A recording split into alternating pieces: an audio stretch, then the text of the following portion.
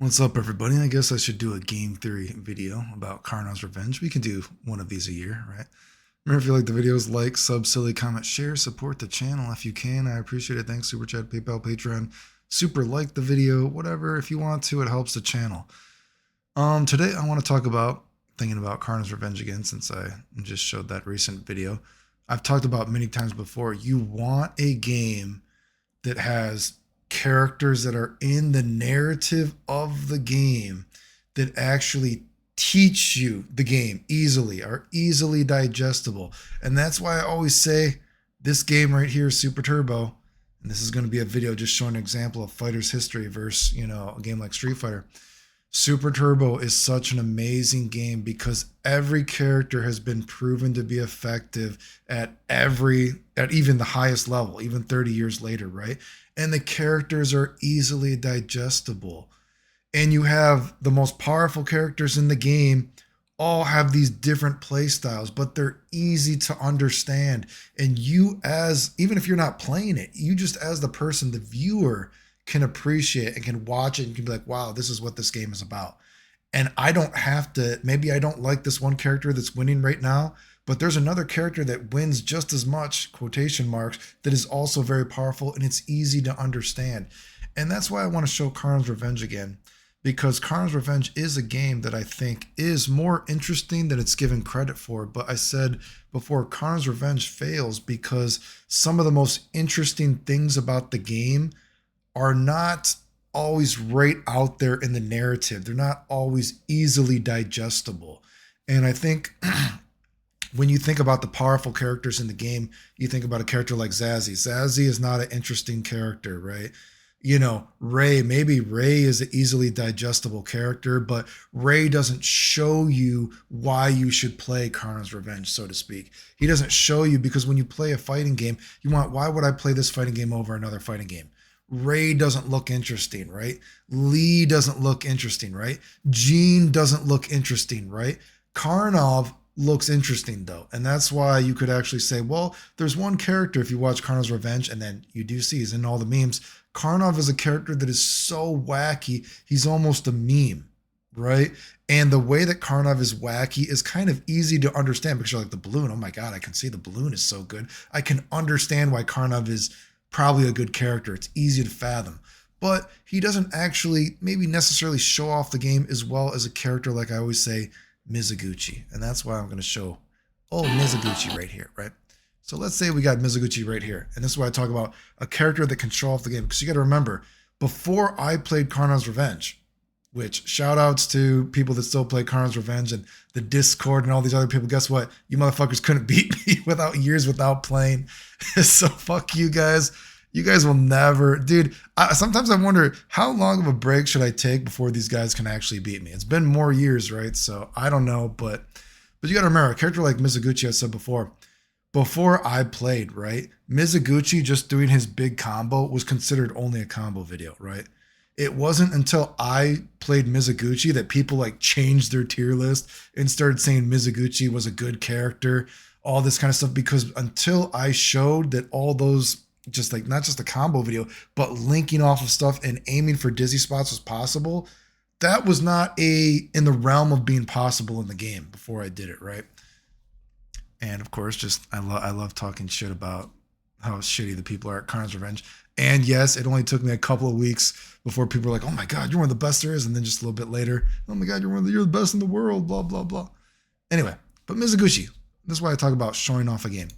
We got Mizoguchi's going to do stand kick, right? That hits his shin, right? And if there's a red spark, that means it hits their dizzy spot. Well, Ray, we know if he ducks. Well, we can see that moved his dizzy spot, so it hit him, right? And this is going to be such a great example because it shows what Karnov's Revenge could be. Now let's watch something lit. Let's say there's an example where Ray does a wheel kick, right? So now we do a stand roundhouse. We can see the red spark right there, right? Even though he's ducking, the first hit, when you start moving, it keeps your sort of position that you're in. So do a stand roundhouse to punch. Boom, boom, boom, boom, boom, boom.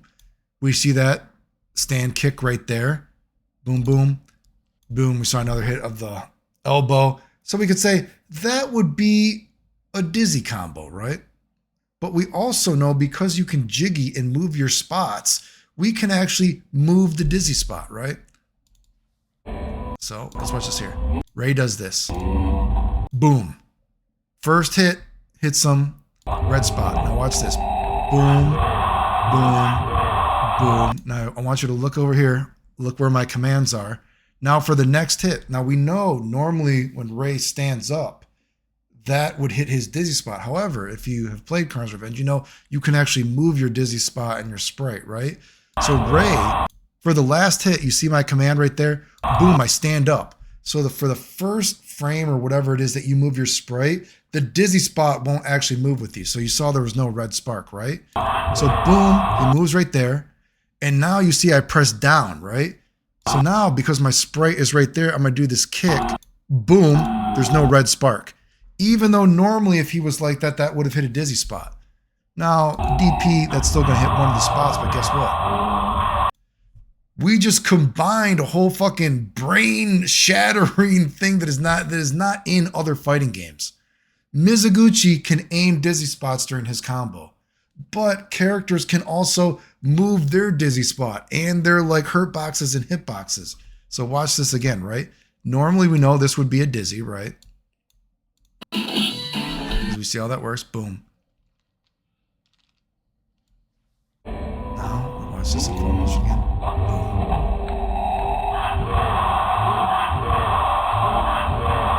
Watch command. Boom. I jiggy the controller to move my dizzy spot each time to avoid my dizzy spot getting hit. That's a pretty fucking big brain thing that is not in other fighting games, right? Now, of course, there is this, you could say, if we're then going to another level, right? We're talking about secret moves. Boom, stand roundhouse, then to big blue DP, which is another layer of the game. You're like, well, no matter what you do, that's going to hit the dizzy spot. So then he would be dizzy anyway. But here's another thing, too. Let's say we do a hurricane kick over a fireball. Karnov ducks because, he doesn't want to get hit by the, doesn't want it to hit all his dizzy spot, right? We link off of it, blah, blah, blah, blah. But in this situation, here's a situation where that did 80 damage. But guess what? Because Karnov can move his dizzy spot in this situation to kind of like save him a little bit, it actually might just be better just to finish the hurricane kick, because now that does 82 because I can hit the big hit of the last roundhouse of the hurricane kick that's still going to hit a dizzy spot.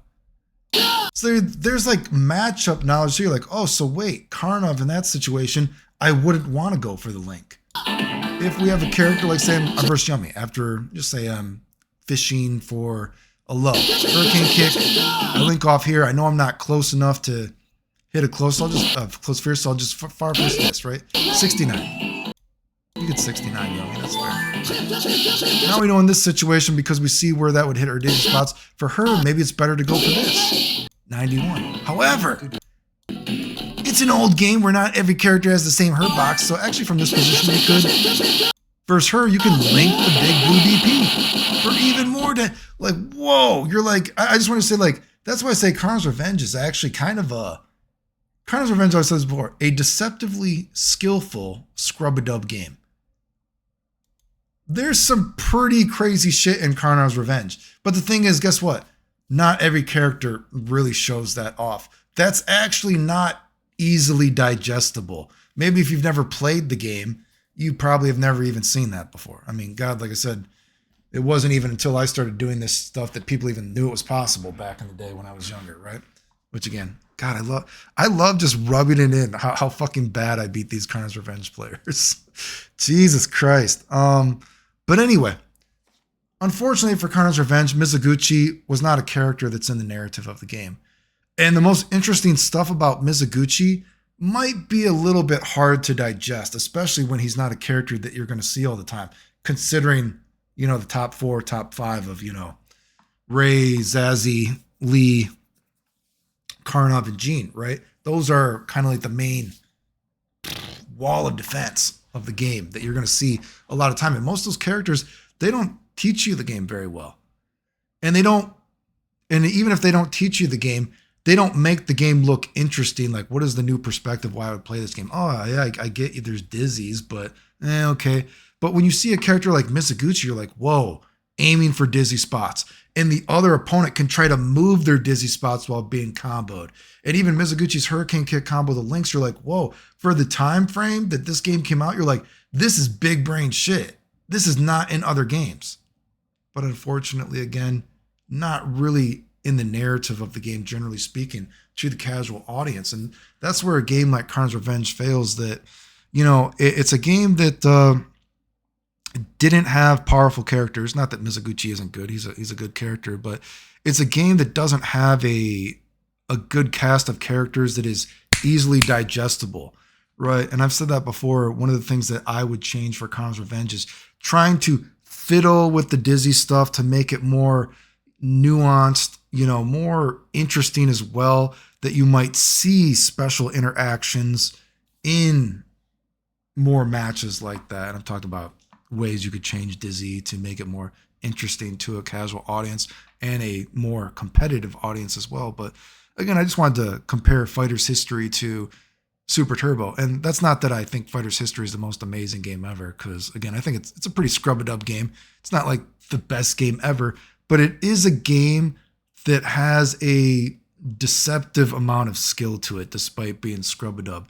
And it also has, I've said this many times before, just in the history of fighting games, Mizoguchi and Karnov are two of the most interesting characters in the history of fighting games, actually.